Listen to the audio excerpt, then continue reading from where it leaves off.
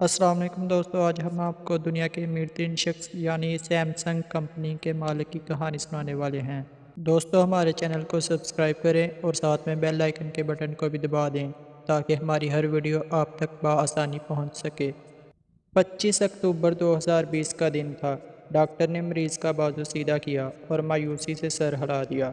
بیٹے نے آہستہ آواز میں پوچھا، کیا کوئی چانس نہیں؟ ڈاکٹر نے جواب دیا، سر اب نہیں۔ مریض مئی 2014 سے کومے میں تھا۔ مریض کی کہانی 1940 میں شروع ہوئی۔ اس کے والد نے جنوبی کوریا کے شہر ٹائگو میں چھوٹی سی کمپنی بنائی۔ کوریائی زبان میں 3 ستاروں کو سامسنگ کہتے ہیں۔ قدیم روایات کے مطابق اکٹھے طلوع ہونے والے 3 ستارے کبھی غروب نہیں ہوتے۔ یوں والد لی بیونگ چل نے کمپنی کا نام سامسنگ رکھ دیا۔ یہ لوگ شروع میں فروٹ اور فروزن فش ایکسپورٹ کرتے تھے۔ دوسری جنگ عظیم کے بعد سامسنگ خوراک سے کنسٹرکشن انڈسٹری میں آ گئی اور لی بیونگ چل نے ان ٹھیکوں میں کروڑوں روپے کمائے اور کنسٹرکشن کے ساتھ ساتھ ٹیکسٹائل، فیشن اور الیکٹرانکس کے کاروبار میں بھی آ گئے۔ گروپ بڑا ہوتا چلا گیا۔ لی کن ہی لی بیونگ چل کے تیسرے بیٹے تھے۔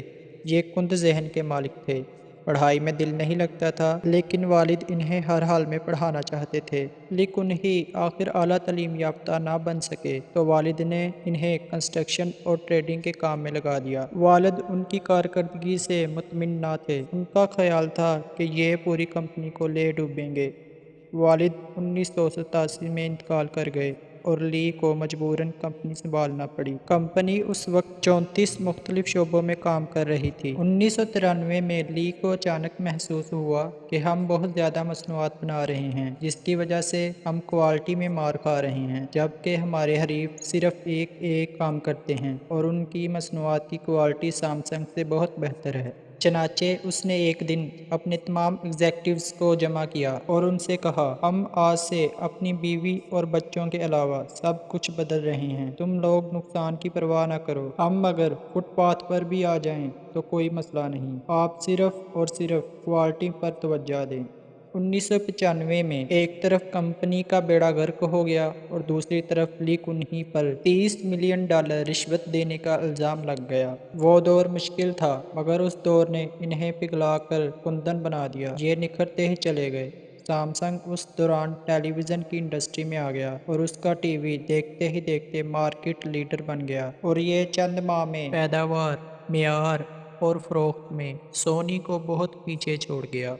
لی کن ہی نے 1998 میں سمارٹ فونز کا یونٹ بھی لگا لیا۔ یہ یونٹ گلیکسی کہلاتا تھا جس کے بعد سامسنگ $350 ملین کی کمپنی بن گیا۔ لی کن ہی کو 2014 میں دنیا کے 100 بااثر ترین لوگوں کی لسٹ میں بھی شامل کر لیا گیا اور یہ کوریا کا امیر ترین شخص بھی بن گیا اور یہ اسٹیٹ سے بھی امیر ہو گیا۔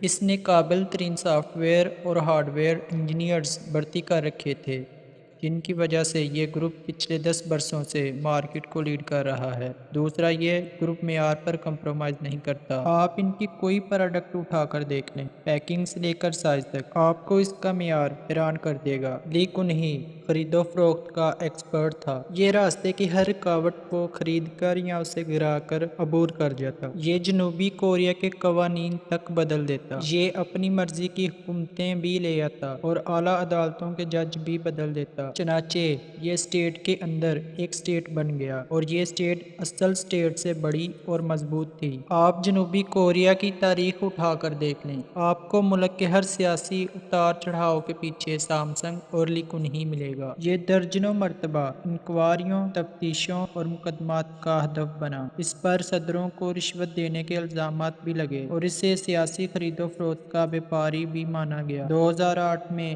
اس پر ٹیکس چوری کے الزامات ثابت ہو گئے۔ اسے سزا بھی ہوئی لیکن اس نے عدالت اور حکومت دونوں کو خرید لیا۔ سزا معاف ہو گئی تاہم اسے انٹرنیشنل اولمپک کمیٹی کا عہدہ واپس کرنا پڑ گیا۔ یہ پورے کوریا میں بدنام تھا مگر اسے کوئی ندامت، کوئی پریشانی نہ تھی۔ یہ میدان میں ڈٹا رہتا۔ یہ خود اپنے منہ سے کہتا تھا، آپ اگر دولت سے آسانیاں نہیں خرید سکتے تو پھر آپ کو دولت مند ہونے کا کوئی فائدہ نہیں۔ چنانچہ یہ سامنے موجود ہر شخص کو چند لمحوں میں ہی خرید لیتا۔ اس کی یہ عادت اتنی پختہ ہو چکی تھی کہ اس نے آخر میں زندگی کو بھی خریدنے کی کوشش شروع کر دی۔ چیئرمین لی کنہی کو 2014 میں ہارٹ اٹیک ہوا اور یہ کوما میں چلا گیا۔ اس کی وصیت کے مطابق اسے وینٹیلیٹر پر شفٹ کر دیا گیا اور اس کے لیے نئی ادویات کی ایجاد کا کام شروع کر دیا گیا۔ سیمسنگ نے درجنوں ریسرچ اداروں کو فنڈنگ کی، بڑے سے بڑے ڈاکٹر کا بندوبست کیا اور قیمتی سے قیمتی ترین ادویات بنوائیں، مگر لی کنہی کومے سے باہر نہ آ سکا۔ اس کے بیٹے لی جے یونگ نے کمپنی کو سنبھال لیا۔ یہ اپنے والد کو ایک بار اپنے پاؤں پر کھڑا دیکھنا چاہتا تھا،